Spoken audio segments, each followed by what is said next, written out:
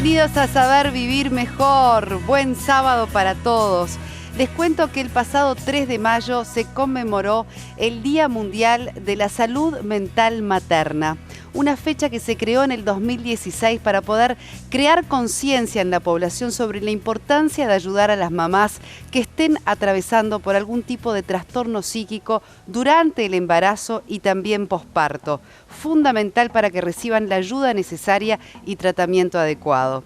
Sobre ese tema tan interesante estaremos profundizando hoy en el programa, pero además ya les adelanto que estaremos tratando la enfermedad celíaca. Estos son los avances de hoy. Hoy en Saber Vivir Mejor hablamos de la salud mental materna y de la depresión posparto con la psicóloga Jenny Lacerda. Explicamos la importancia de los controles odontológicos también en el embarazo y conversamos de la enfermedad celíaca con la doctora Rey y el doctor Leonardo Sande. En Farmacia San Roque encontrás todas las maneras de vivir bien. sanroque.com.uy.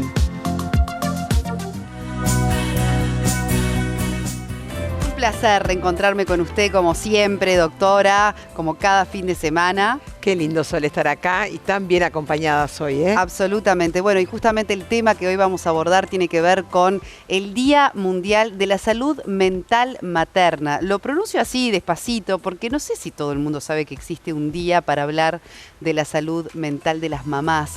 25%, según la Organización Mundial de la Salud, dice que son las mamás que van a experimentar algún tipo de trastorno psíquico durante el periodo perinatal. Nos acompaña la psicóloga Jenny Lacerda de Gestando, que es justamente un equipo de profesionales que asiste a la salud mental de la perinatalidad y que es muy interesante el trabajo que hacen y nos va a explicar exactamente la función y la importancia de este día. ¿Cómo estás, Jenny? Un placer recibirte nuevamente. Muy bien. Hola, Jenny. Muchas gracias a ustedes por la invitación. Qué número que impacta, ¿no? 1 de cada 5 mamás con problemas de salud mental. 1 de cada 5 mamás va a padecer algún trastorno mental en el periodo de embarazo, parto, puerperio, hasta el año de su hijo nacido. Realmente impacta. Por eso se celebra desde el 2016 a nivel del mundo para visibilizar los primeros miércoles de mayo el Día Mundial de la Salud Mental Materna, para dar visibilidad y sensibilidad a estos números tan significativos. Y ¿sabés qué más, Jenny? Conocimiento. Porque con la doctora que estuvimos conversando este tema decíamos, a veces hay tanta expectativa puesta en una mamá, en cómo tiene que ser, en cómo se tiene que comportar, en si tiene que tener leche, en esto, en lo otro. Hay tanta expectativa puesta en el rol materno que a veces uno tiene que pensar que estas cosas pueden suceder y tiene que haber, sobre todo también me imagino, un equipo médico capacitado para detectar a tiempo antes de que se perjudique a ese bebé, a ese entorno familiar que sin duda se ve muy afectado, y ni que hablar a la madre, que es la primera que debe recibir la ayuda. Bien, ahí está trayendo este punto inicial. ¿Por qué celebrarlo y por qué hablarlo? ¿Por qué visibilizar? ¿Por qué no se ve? Y acá tenemos que hacer como historizar un poco. ¿Qué pasó? Históricamente hemos visto que la maternidad ha sido idealizada. Esto, nadie se cuestiona. Que una mamá que está embarazada, que va a tener un hijo. El mejor momento de tu vida, es el momento de máxima felicidad. ¿Cómo vas a estar triste? Exactamente. Y si tu hijo está sano y salió todo bien, claro, ¿cómo vas a estar irritable? ¿Cómo te vas a sentir mal si estás dando la teta? Si era lo que deseabas, no querías esto. Claro. Entonces, por un lado hemos idealizado la maternidad. Y por otro lado, la medicina también ha separado el momento de tratar. Por un lado se trataba a la madre, otro lado al bebé. Ni que hablar que los padres o cogestantes ni siquiera son incluidos en esos tratos. Entonces, desde ahí se nos ha hecho difícil imaginar que esas mamás puedan sufrir, que se arrepientan, que sientan culpa, que sientan malestar, que les cueste el vínculo con sus hijos. Todo esto ha sido impensado y desde ahí es que estas mujeres sufren en soledad, en aislamiento, y nosotros los profesionales llegamos tarde a los diagnósticos. Bien. Y eso decíamos que es en el parto, durante el embarazo, hasta un año después.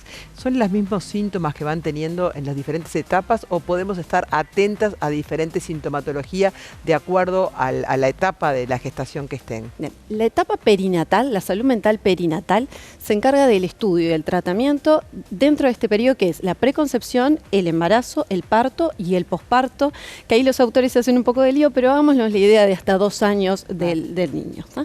Los trastornos más frecuentes dentro de este periodo son la depresión y la ansiedad. Tenemos trastornos más severos. Todo el periodo. Exactamente. Los que tienen mayor frecuencia sí son en el embarazo y en el posparto, la depresión y la ansiedad. Es más conocida la depresión y lo que sabemos hoy que se llama depresión perinatal porque entre ese porcentaje grande de depresiones puerperales que tenemos de mamá han iniciado en los embarazos. Un 10 al 20% de mujeres que se deprimen en el posparto ya estaban deprimidas en ese embarazo. Eso es importantísimo, porque si hay algo capaz que tenemos asumido es la depresión posparto. Como dentro de toda esta nueva información sí conocíamos algo de depresión posparto. Claro. Pero entonces no se llama más depresión posparto, es perinatal. Depresión perinatal porque sabemos que el 50% de esas mujeres inició ya en el embarazo. Ahora, y seguramente nadie les preguntó nada. Sherry, la pregunta también que nos hacíamos, ¿no? ¿Qué tanto es lo físico que está incidiendo, todos los cambios vitales que tiene una mujer durante la gestación, posparto, en el amamantamiento, los cambios hormonales, toda la revolución interna física real que se produce en la mujer? ¿Y qué tanto inciden en realidad otros factores? Puede ser la historia de esa mujer, los factores emocionales. Los trastornos en salud mental perinatal son multifactoriales. Ojalá fueran de un factor solo, si no sería bastante más sencillo de detectar y tratar. Son multifactoriales. Sí tenemos estos cambios hormonales y físicos que son contundentes, pero que van a generar, recordemos, que una mujer cuando se queda embarazada va a tener trastornos cerebrales estructurales. El cerebro de la mujer cambia para siempre. Esos cambios hormonales y físicos van a generar diferentes sentimientos, malestares y también sensaciones de mucha gratitud, por supuesto. Entonces, tenemos los cambios físicos, los cambios cerebrales, los cambios hormonales, pero también hay una nueva identidad que nace y eso se va a ver perjudicado e incidido todo ese contexto y esa familia. No va a ser la misma la que va a ir a trabajar, no va a ser la misma amiga ni la misma pareja. También tenemos factores de riesgo como son la violencia, ¿no? Y también las mujeres que han tenido trastornos mentales previos a esos embarazos también va a ser más frecuente y aumenta la probabilidad que tengan trastornos perinatales. ¿A qué voy con todo esto? Que tenemos factores que podemos prever, que podemos trabajar en prevención para no llegar tan tarde a los diagnósticos. ¿Quién se lo tiene que preguntar, Jenny? ¿El ginecólogo o la ginecóloga? Es decir, ¿quién empieza a tener un seguimiento de esa embarazada en poder pesquisar situaciones que puedan generar por lo menos duda? Porque me imagino, perdón, que la mujer lo va a tender a ocultar. Porque, como decíamos, es el mejor momento de tu vida. ¿Qué vas a decir que estás triste? ¿A quién claro, te da vergüenza, quizás sos incomprendida también en tu entorno. Exacto. Es bastante complejo esto mismo que dicen porque las manifestaciones de los trastornos dentro de la perinatalidad tal vez no tengan las mismas presentaciones que estos trastornos en la población en general. Por ejemplo, una depresión, tal vez ustedes se puedan imaginar una persona en una cama que no logra hacer sus actividades o que no tenga motivación. Ahí está. Sí. A veces en las mamás lo que se ve con una frecuencia lo que se llama la depresión sonriente. Es una mamá que realmente puede estar deprimida, pero que nosotros la podemos ver trabajando, estando con su bebé, incluso podemos ver sus fotos en las redes sociales. No quiere decir que esa mujer no esté sufriendo muchísimo. Entonces esto hace que las presentaciones sean más difíciles. No necesariamente necesitamos que los que pregunten sean equipos especializados. Al contrario, necesitamos que todos los profesionales que estén implicados dentro de este periodo estén formados. Para preguntar desde preguntas muy sencillas, ¿cómo te venís sintiendo? ¿Cómo has pasado la última semana? ¿Cómo recibís esta noticia del embarazo? ¿Cómo te viene tratando la lactancia, la falta de sueño, el cansancio? Lo puede hacer desde enfermería, el ginecólogo, el obstetra, la partera, el neonatólogo. Si cada uno pueda poner un poquito más su lupa más afinada, no llegaríamos tan tarde. Por supuesto que lo que más necesitaríamos seríamos equipos multidisciplinarios, bien integrados, que estén acompañando desde el inicio. Ahora, Jenny, vos tenés Gestando, que es esta organización que ayuda a las mamás en esta transición, en estas situaciones. ¿Cómo trabaja Gestando? Quizás hay una mamá que no recibe ese apoyo de determinado profesional o... ¿Cómo llega una mamá gestando? ¿Cómo la llega derivan? a, por ejemplo, ella misma? Porque a veces hay que tener voluntad en el medio de esa situación de buscar ayuda. Es complejo. Nosotros siempre les decimos que hay que tener mucha valentía. Claro, por esto mismo que decimos. Hay que poder primero reconocerse, sentirse muy mal y no estar pudiendo y después pedir ayuda. Es un gran paso. Por eso estas instancias son tan importantes. Gestando llegan las mamás, sí, porque lo han visto en redes, porque le han dicho, mira, hay un equipo especializado que trabaja en esto y esto que te pasa, se puede tratar, te puedes sentir mejor, o derivado por varios especialistas que le han visto, ginecólogos, pediatras y demás. Y además, Gestando forma a los profesionales que trabajan en esta área y en este periodo. ¿Hay algunos episodios que pueden hacer más susceptible a una mujer de sufrir algún tipo de depresión posparto, por ejemplo, o perinatal? por ejemplo, no sé, una búsqueda de hijo que tuvo fracasos, no sé, por decir algo, que hay situaciones que inciden, Sí, claro alguna que sí. genética. Sí, bueno, haber tenido trastornos psíquicos previos al embarazo, ¿sí? Sí. Sabemos que en este periodo de embarazo y puerperio se reactivan los trastornos que ya estaban previos o aparecen nuevos. Por eso tenemos un periodo de alta vulnerabilidad psíquica, Bien. no solamente física, sino psíquica. Después tenemos porcentajes importantes de violencia en mujeres embarazadas y puérperas y partos traumáticos, que el parto traumático no necesariamente físicamente me estoy refiriendo, sino emocionalmente, ¿no? Todo eso van a ser factores que van a predisponer a que esta mujer pueda tener un trastorno mental dentro del periodo ¿Y perinatal. cómo se trata? Perdón, doctora. No. Capaz que querías agregar al No, tratamiento. si la autoexigencia. Yo veo mujeres que son muy exitosas, que deciden tener cosas, entonces tienen que ser buenas madres, tienen que ser... Y eso cómo incide en ese momento de poder reconocer que uno no está bien, ¿no? Cuando uno ha sido tan exitoso. Yo creo que hay algo que hay que transmitir a las mujeres, es que nos podemos sentir mal y hay que expresarlo eso, ¿no? Eso creo que es algo muy, pero muy importante. Bueno, tenemos un debe como sociedad entonces para poder habilitarlas a que Claro, expresen. Bueno, eso, hablando, que te habilite, hay que hablarla. que te habiliten a que vos Sí. digas, hoy me siento malo. Yo me acuerdo con la lactancia, para mí fue todo un tema, y te exigen, y tenés que dar, y vos sentís que es lo único que podés dar por tu hijo, y lo tenés que dar con todo. Y eso es una presión muy, muy, muy fuerte. O la culpa. La culpa, ¿No? ni te cuento, cuando te la vas a maternidad trabajar, cuando todo. Viene cargado con la culpa, si Sin voy a duda. trabajar porque estoy trabajando, si estoy con él porque estoy, pero no estoy jugando, ¿no? Ni que hablar, pero yo creo que cada vez se habla más de esto y las mujeres también son más auténticas cuando dan sus testimonios en todos los ámbitos, sin tampoco pensar que todo es así, ¿no? Tiene un lado negativo, cada vivencia es única de cada mamá. Sí. Pero el tratamiento, en el caso de las mujeres que estén enfrentando una situación de algún Sí, trastorno ese creo psíquico. que es el mensaje más importante. Primero, que no toda mamá que esté triste o que esté sobrecargada va a tener un trastorno uno está emocional. Porque es sensible, real. claro. Tener un hijo no es fácil. Pero además uno llora, está sensible, Claro, porque es muy fuerte, ¿no? claro. El nacimiento de un Exactamente. hijo. Y eso Primero es normalidad. Eso es normal. Exacto. La ambivalencia dentro de la maternidad es lo esperado. A veces me encanta esta experiencia, a veces la detesto, creo que me arruinó la vida, después fue lo mejor que me pasó. La ambivalencia está dentro, e incluso de los cambios hormonales dentro de ese Exacto. periodo.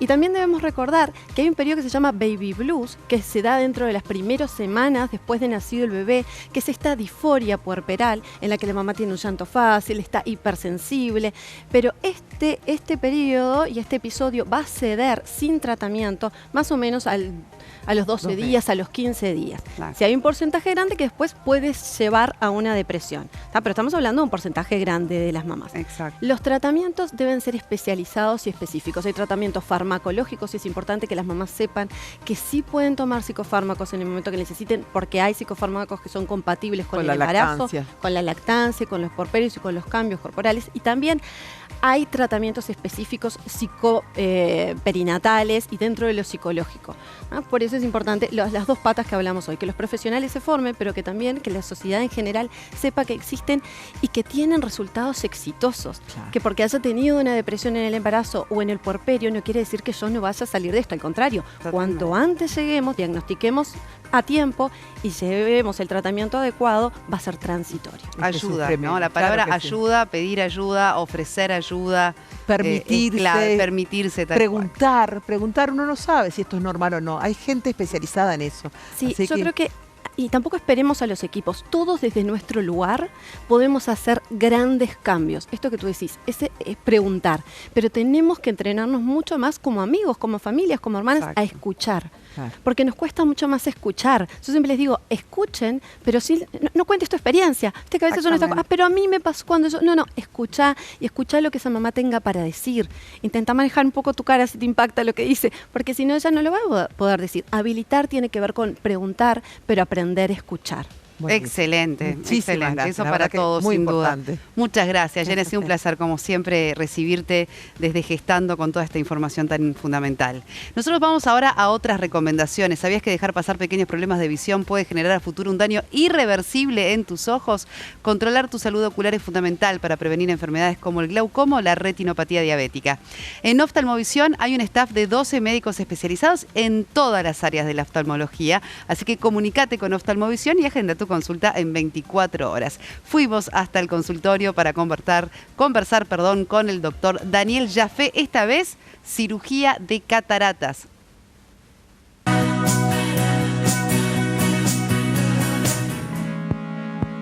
Lo que acabamos de realizar fue una cirugía de catarata de facoemulsificación, vulgarmente conocida como cirugía láser de catarata. Es una cirugía ambulatoria, rápida, nos llevó unos 15 minutos. Esta cirugía también nos da la posibilidad de poner lentillas que son multifocales. Son unas lentillas que permiten una buena visión de lejos y una buena visión de cerca también. Es una cirugía donde el paciente queda muy conforme.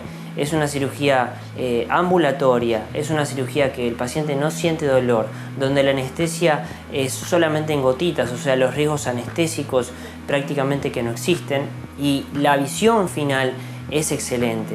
El paciente queda conforme, retoma la vida diaria y muchas veces nos dice que no recordaba ver tan bien como ve ahora, justamente porque la catarata es un proceso que evoluciona lentamente y uno muchas veces no se da cuenta que va perdiendo visión hasta que le sacamos la catarata.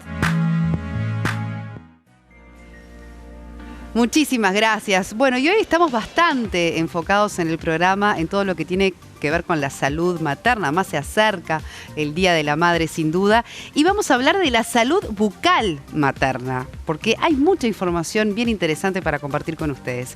Y lo vamos a hacer de la mano de la doctora Dayana Startari, muy bienvenida, odontóloga con posgrado en ortodoncia y ortopedia dentomaxilofacial, y lo logré, de Clínica Star. ¿Cómo estás, Bien, Dayana? Bienvenida. Bueno, muchas gracias. Es un gusto estar aquí en el programa junto a ustedes. Bueno, estamos muy contentos de recibirte porque vamos a lo más importante, a lo básico. ¿Son importantes los controles odontológicos durante el embarazo? Sí. ¿Por qué? Te cuento, durante las semanas de gestación es muy importante extremar los cuidados de salud, de higiene bucal, para evitar cualquier complicación que haya en el embarazo, así como también los controles odontológicos son muy importantes, porque en este periodo va a haber muchos cambios hormonales y desequilibrios químicos que van a afectar la salud bucal de la mamá embarazada. Bien, salud bucal que se puede ver afectada ¿desde qué lugar, por ejemplo? Por ejemplo, van a haber varias patologías que pueden llegarse a presentar. Por ejemplo, tenemos la gingivitis y la carie dental. Voy a hablar un poquito acerca de la gingivitis. Ya dije que había varios cambios hormonales.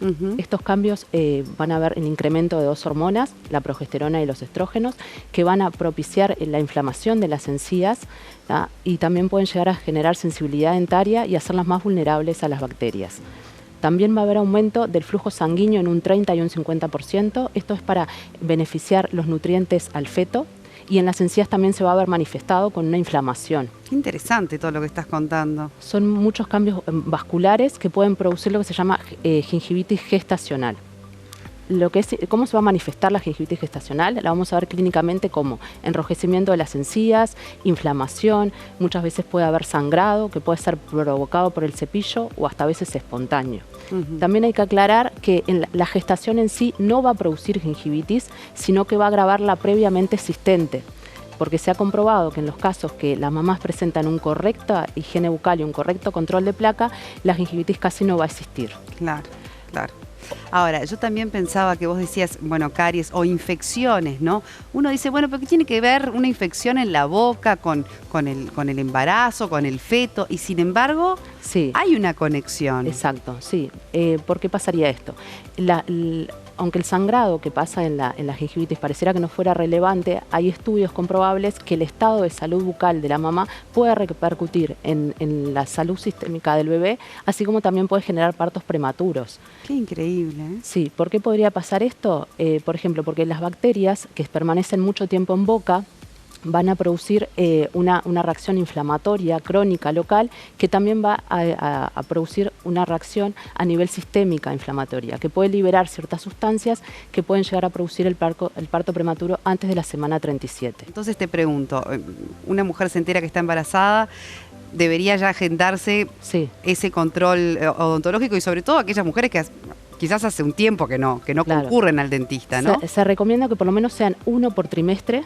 Bien. De esta forma se va a evaluar el estado de salud bucal de la mamá y también se le va a brindar información acerca de llevar de la mejor forma la gestación. Vamos a hacer reforzamiento de los hábitos de higiene bucal, haciendo especial hincapié en un correcto cepillado, en el uso del hilo dental, de los enjuagues, y también brindamos asesoramiento sobre una dieta, o sea, sobre una alimentación saludable. Excelente. Porque muchas veces pasa que hay caries, que se forman caries, y eso es por los famosos antojos nocturnos, ¿sabes? Claro. Después te da pereza lavarte los dientes y bueno. Exacto, que muchas veces se produce la caries por un desequilibrio entre la desmineralización y remineralización del esmalte, que va a producir, con los antojos aumentan el consumo de azúcares. Claro. En este periodo. Sin duda. Bueno, qué interesante todo lo que estamos aprendiendo también sobre cuestiones no tan sabidas, ¿verdad?, que están en torno a las mamás embarazadas y a su salud en todo sentido. Ha sido un placer, Diana. Muchas gracias por acompañarnos. Muchas gracias. Muy bien, nosotros continuamos en Saber Vivir Mejor y por lo pronto es una información que la venimos llevando y sobre todo siguiendo, tiene que ver con el Ministerio de Salud Pública, que ya reportó 30 casos de chikungunya en nuestro país, más de 10 casos importados de dengue, y todo eso genera, bueno, que uno quiera saber y entender un poco más este fenómeno. Para ello, en el consultorio, la doctora Rey nos explica, en primer lugar, justamente qué es el chikungunya.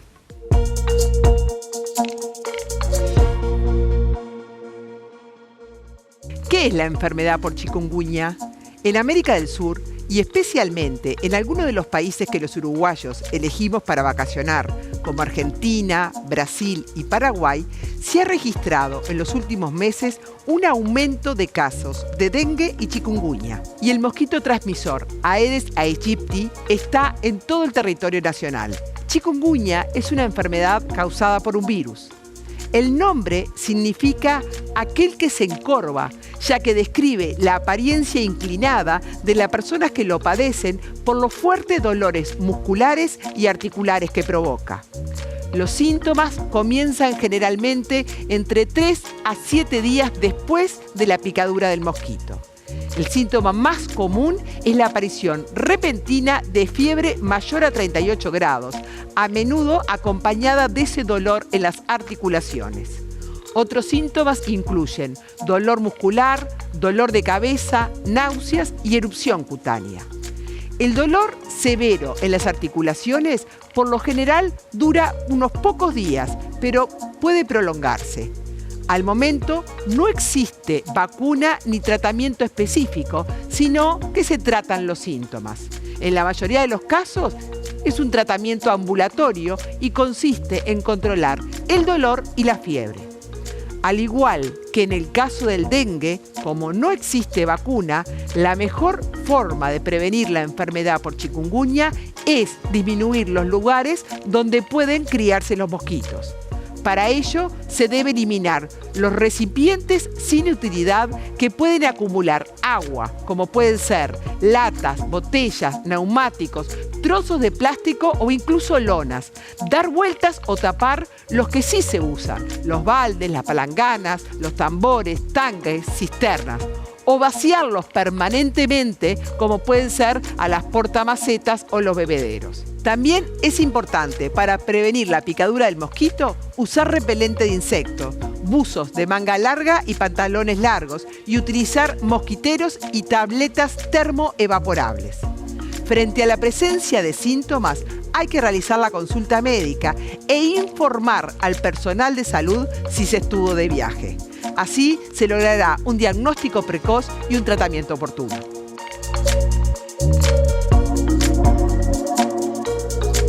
Presenta Pronocal Nestlé Health Science. Perdé peso de forma rápida, segura y avalada por la ciencia. Y recibimos a Alfredo Aguilera a continuación del Laboratorio Apifarma para hablar de la maravilla del veneno de abejas, esta acción terapéutica, además de todos estos diferentes componentes que tiene justamente el Laboratorio Apifarma. Bienvenido, Alfredo, ¿cómo estás? Buenas tardes, un gusto. Ya hemos hablado muchas veces de la acción terapéutica, que la vamos a reiterar luego, pero lo que nunca hemos hablado es cómo extraen ustedes, y eso me parece fascinante, el veneno de abejas para la elaboración de estos productos. Bueno, antes que nada recordar que hace muchos años se utilizaba el veneno de abejas para desinflamar, pero había que hacer picar con abejas la zona. Recordemos que no pican las abejas, en realidad aguijonean, el aguijón queda insertado y la abeja se muere. O sea, es un problema serio ese, porque el animal termina muriéndose. Entonces había que idear un sistema donde se pudiera colectar el veneno, pero que la abeja no se muriera. Y hubieron muchos intentos. El más efectivo terminó siendo haciendo picar a la abeja sobre un vidrio. Sobre un vidrio. Exactamente. Ah, Entonces, bien, a ver. Esa colecta se hace, nosotros mandamos una imagen, es como una parrilla, Sí. que en realidad es como un libro. En el medio de esa, son dos parrillas iguales a esa. Ajá. En el medio se pone un vidrio, se unen esas dos parrillas y se hace pasar una pequeña corriente eléctrica, que es equivalente más o menos a una pila grande, y se pone dentro de la colmena. Entonces, cuando las abejas caminan y hacen contacto con dos cablecitos, les da una cosquilla y ahí aguijonean sobre el vidrio. Claro. Entonces, de esa manera no queda el aguijón, porque el aguijón en la punta tiene como un anzuelo, entonces debe engancharse a algo. Ah, en el vidrio no puede qué engancharse. interesante. Ujú. Bueno, así que las abejas no mueren, dejan mueren. el veneno, ustedes pueden extraerlo y... Lo raspamos, después se aspira, se filtra y ya queda listo para trabajar en el laboratorio. Qué Y maravilla. de esa manera bien puro el veneno, porque en realidad lo único que se hace es un sistema de filtrado muy interesante, y ahí ya podemos aplicarlo y usar la crema, el gel, el parche y los comprimidos. Alfredo, apitoxina se llama así el se veneno llama. de las abejas. Apis venenum purum, tiene 2 o 3 Dicen nombres. que es muy peligroso en el momento de la extracción. Bueno, sí. El momento de la extracción yo no diría que es tan complicado, sino que cuando lo estás raspando hay que hacerlo dentro de una pecera, poner solo las manos, tener eso tapado, porque hemos visto algún compañero nuestro que ha respirado eso y quedan con una reacción alérgica importante. Entonces hay que ser cuidadoso con eso. Bien, pero bueno, una vez procesada, empezamos a descubrir las maravillas de su acción terapéutica. Bueno, y ustedes después obviamente lo van transformando, ese veneno, en distintos tipos de presentaciones. Sí, sí. Obviamente ya no, por suerte, agradezcan que no los tiene que picar, o Aguijonear. aguijonear la abeja. Esto Sí, ya sí. antes eran guapos.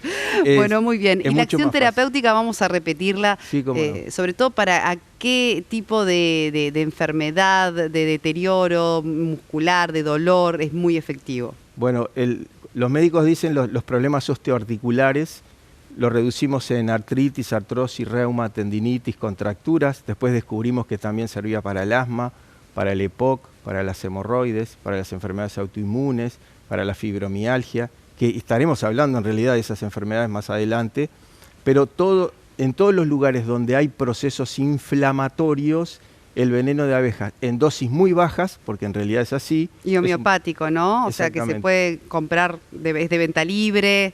Sí, se puede tomar inclusive tomando otra medicación y no tiene efectos secundarios y complementa muy bien otros tratamientos, inclusive en algunos casos la gente queda con el tratamiento con el veneno de abejas, dejando otros tipos de... Fascinante lo que nos trajiste hoy sobre la Mucho extracción, me pareció realmente muy interesante porque uno no conoce esos procedimientos y son bien interesantes de profundizar. Gracias, Alfredo, como Con siempre. mucho gusto. Un placer. Bueno, les cuento que nosotros continuamos en Saber Vivir Mejor. Si me acompañan, vamos hasta Audical para conocer el uso de audífonos de una manera novedosa. Véanlo.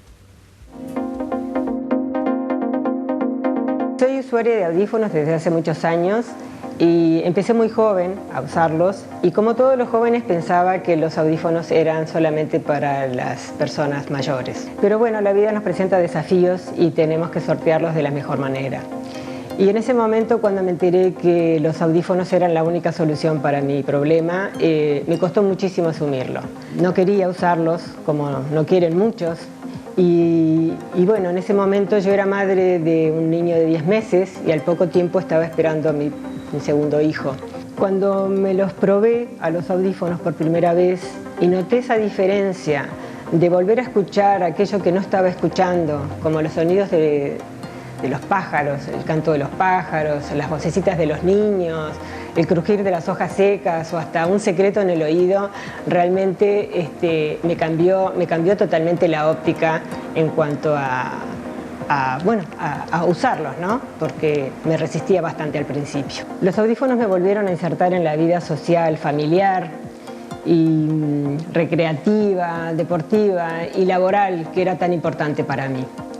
Si bien la sociedad nos lleva a aceptar los problemas visuales mucho más que los problemas auditivos, porque no tenemos ningún problema en ponernos unos lentes de formas y colores variados, como la moda indique, pero nadie quiere que usemos audífonos.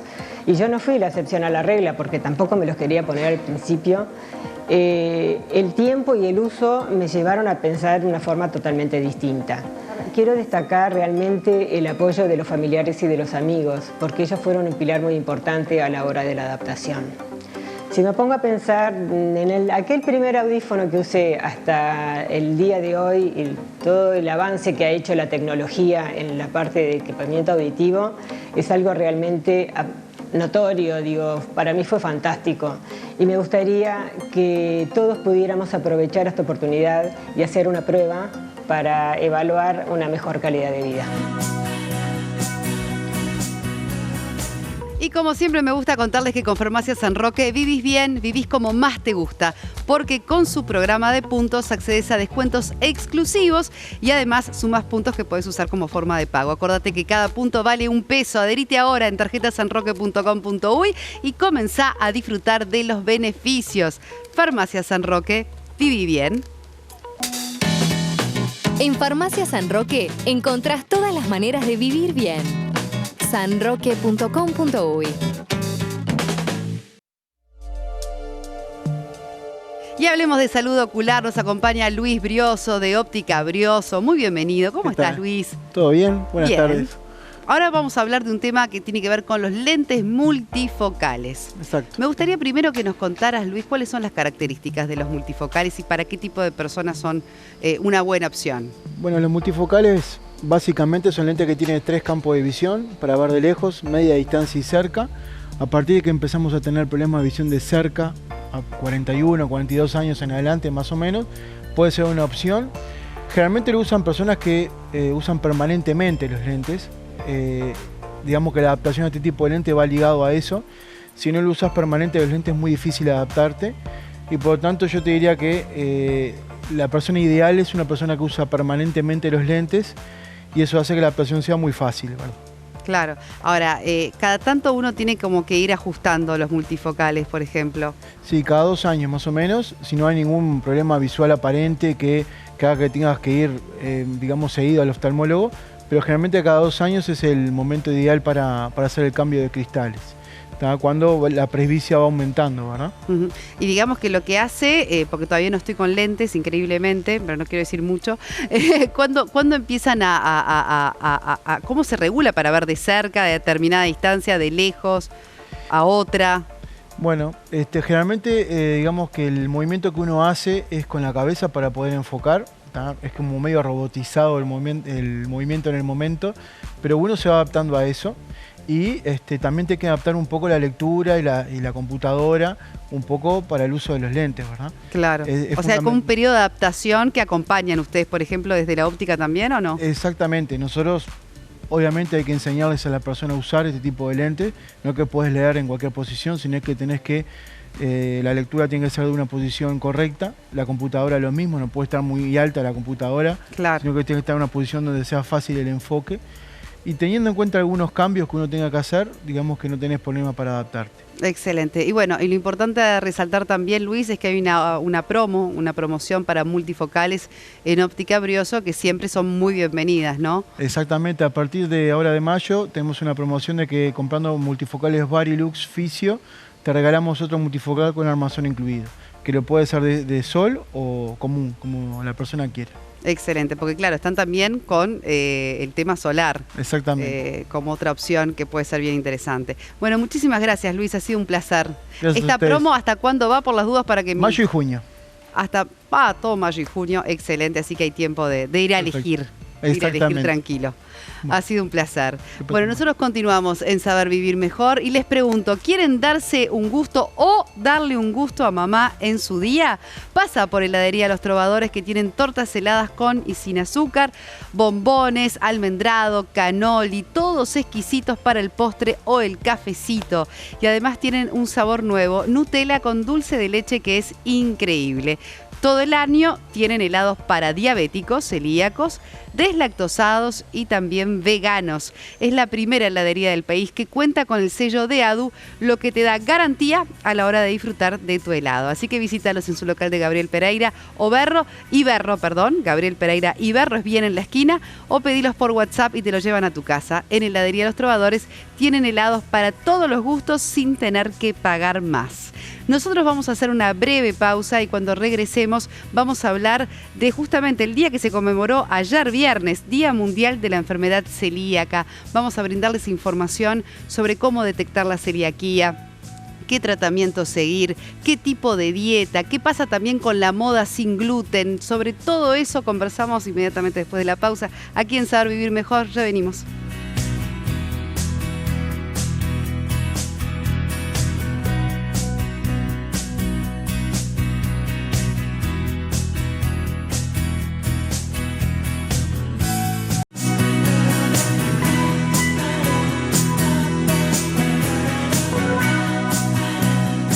Presenta Clínica Sande, abordaje integral del sobrepeso con estrategias de adelgazamiento individualizadas.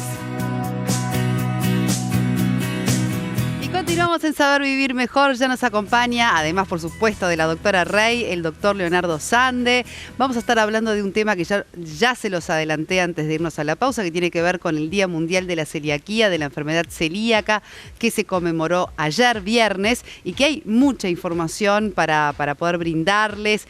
Muchas dudas de los televidentes sobre esta enfermedad que pareciera que se diagnostica además con más frecuencia en Exacto. estos últimos tiempos. Bueno, ¿qué está pasando? Ya hablaremos de la parte de la dieta, de los alimentos, pero antes, doctora, nos gustaría que explicara un poco más de qué se trata la enfermedad celíaca. Creo que yo celebro esto de los días de, porque nos dan la oportunidad de hablar y además de llegar al conocimiento para todos.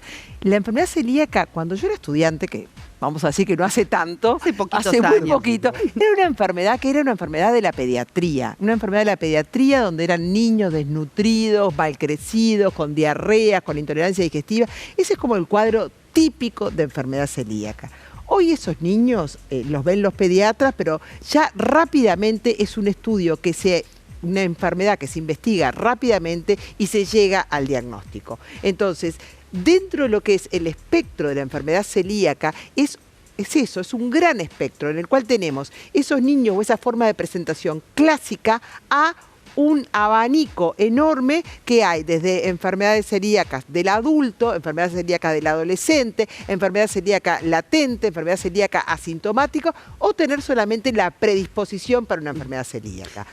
A propósito de eso que tú decías, sí. Bueno, en mi época de estudiante de medicina, ¿no? Era un caso asociado únicamente a la pediatría. Al día de hoy, tú que tenés consulta frecuente por personas que quieren cambiar su alimentación, modificar su dieta o presentan, por ejemplo, la enfermedad celíaca. ¿Lo notás? Claro, cada vez se diagnostica a mayor edad la enfermedad celíaca. Como la enfermedad celíaca no es más que una reacción alérgica de este tubo digestivo a una proteína llamada gluten, se necesita la predisposición, pero también la exposición al alergeno. Entonces a veces esta enfermedad, que como decía bien Ale, se diagnosticaba antes siempre en pediatría, ahora tenemos pacientes de 30, 40 años que se llega al diagnóstico de enfermedad celíaca recién a esta edad y obviamente consultan, ¿no? Bien. ¿Y qué pasa con los síntomas entonces? Porque no todos tienen síntomas, doctora. Exacto. Es una enfermedad que antes, como decíamos, era solamente digestiva, ahora se llama una enfermedad que es multisistémica. No afecta solamente el tubo digestivo, sino que puede tener otras afecciones. Que se da en pacientes que tienen una predisposición genética.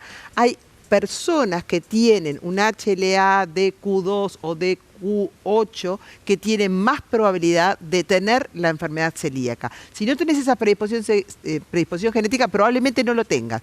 Pero si tenés esta predisposición genética, no quiere decir que vas a desarrollar la enfermedad. Pero eso, más una exposición al gluten, sí. Ahora, la genera. Algo que no me queda claro, porque vos decías, bueno, antes era una enfermedad de pediatría, hoy, decía Leonardo, a los 30 años se les diagnostica con celiaquía. Se puede despertar a cualquier edad, no necesariamente es que uno la tiene desde que nace o se expone al gluten, sino que capaz que hasta los 30 vivió bien.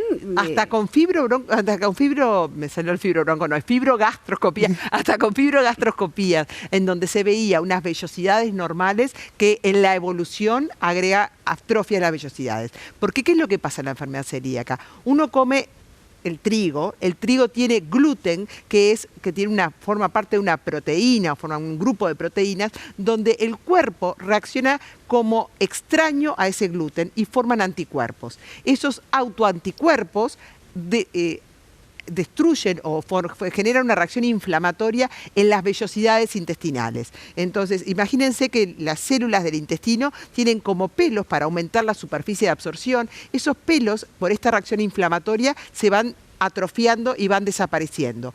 Eso impide la absorción de los nutrientes, por eso tenemos la pérdida de peso, impide la absorción de los nutrientes, del calcio, de los metabolitos necesarios para los huesos. Todo eso es porque tenemos una mala absorción. Y Leonardo, los síntomas que son los que hay que atender. Bueno, como bien decía Ale, los principales síntomas son gastrointestinales. Principalmente distensión, dolor abdominal y diarrea.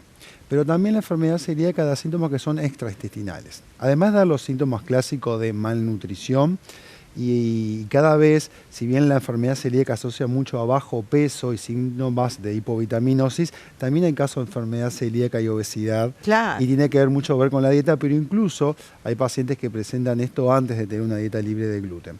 Pero también la enfermedad celíaca, como toda alergia, da síntomas extraintestinales, rinitis, dermatitis, son síntomas que también los pacientes con esta enfermedad lo manifiestan. Pero cuando van a tu consultorio, Leonardo, que la gente va, bueno, tú sos diplomado además de médico en obesidad, recibís mucha gente para un tratamiento de bajar de peso, ¿verdad? Que ese es tu fuerte.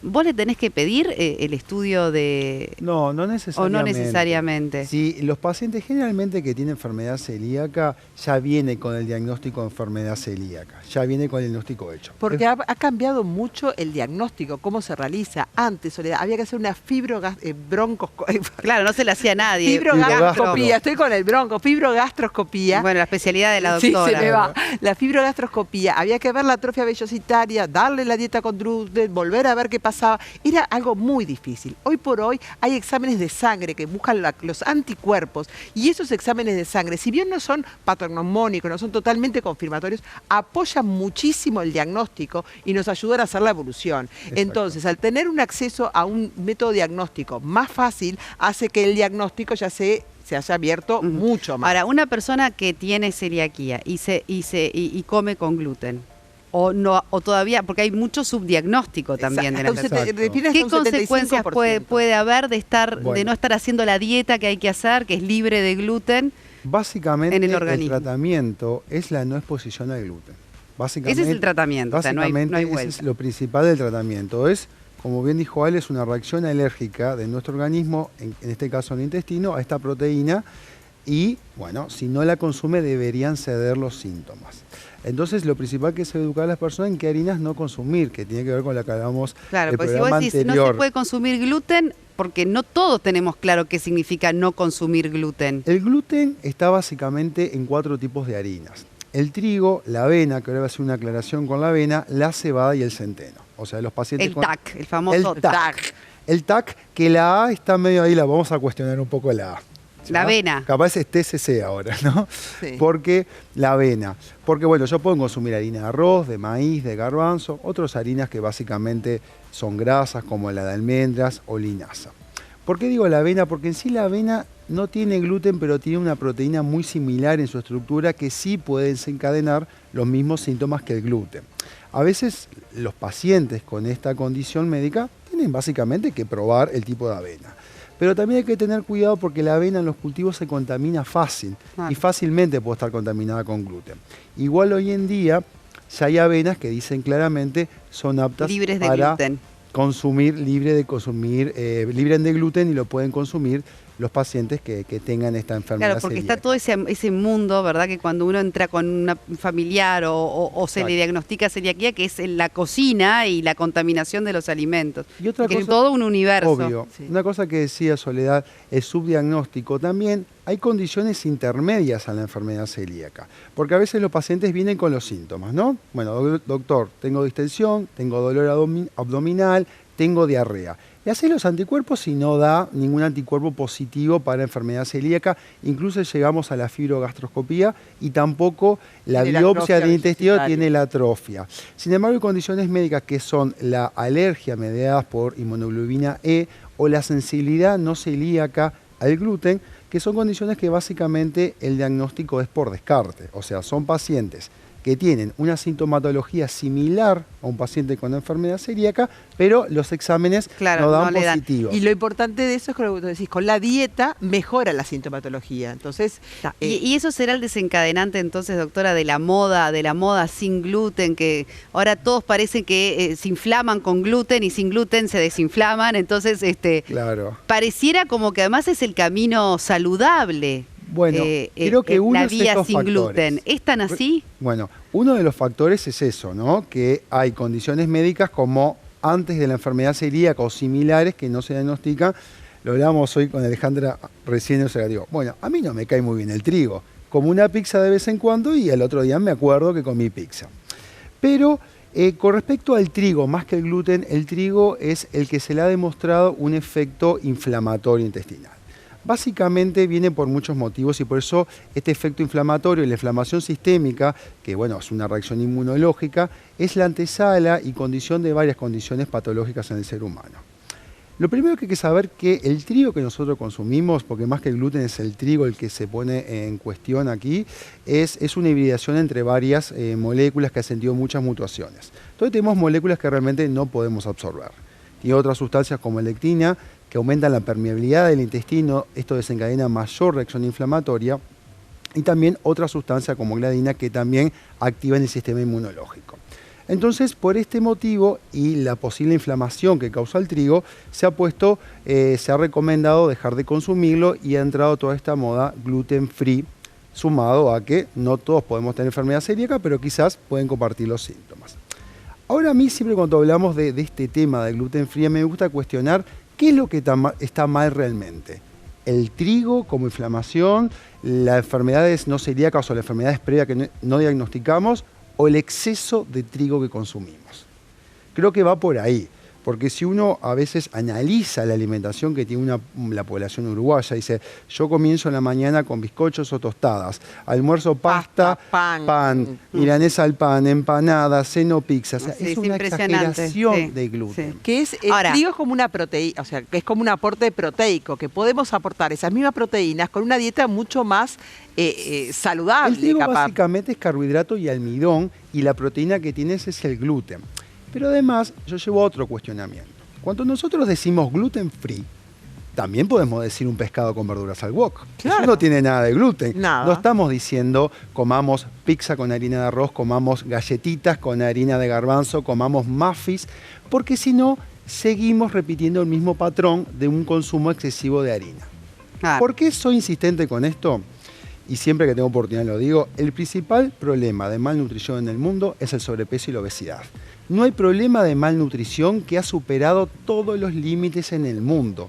Y si nosotros necesitamos hacer políticas para mejorar la salud nutricional de la población, tenemos que hacerlo para esto. Claro, para educar sobre cómo comer mejor. Cómo evitar el sobrepeso. Y no endemoniando ni grupo de alimentos, sino saber equilibrar y saber... Lo hablamos en el otro programa, Soledad.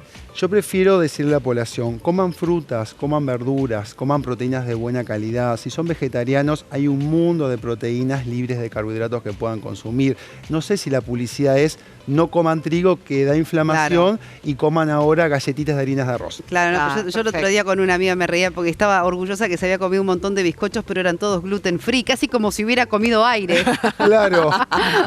Pero bueno, era una... Por eso me llegan celíacos a la clínica. Claro. Por eso decía, ¿por qué el celíaco, que es una enfermedad básicamente que tiene un problema mal absortivo, por qué debería tener obesidad? Pues estoy llena de celíacos. Porque se está alimentando mal, está Muchas clarísimo. gracias, Leonardo. Doctor Leonardo Sande, muchas gracias por habernos acompañado. Ustedes, doctora Rey, esta vez como entrevistada que ha sido, también le agradezco su participación en el programa.